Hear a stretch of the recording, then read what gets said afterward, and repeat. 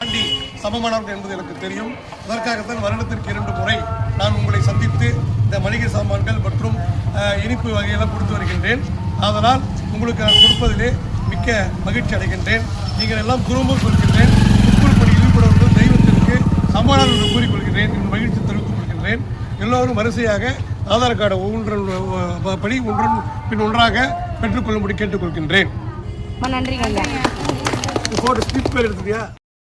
சிதம்பரம் நடராஜர் கோயிலில் பணி செய்யும் துப்புரவு பணியாளர்களுக்கு மே தினத்தில் மளிகைப் பொருட்கள் வழங்கிய சமூக ஆர்வலர்.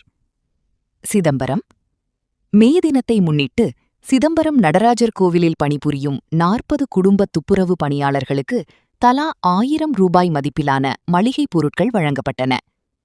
இந்த நிகழ்ச்சிக்கு கார்த்திக் ராஜா தலைமை தாங்கினார். அண்ணாமலை பல்கலைக்கழக பேராசிரியரும் சமூக ஆர்வலருமான டாக்டர் ஞானகுமார் துப்புரவு பணியாளர்களுக்கு மளிகைப் பொருட்களை வழங்கினார்.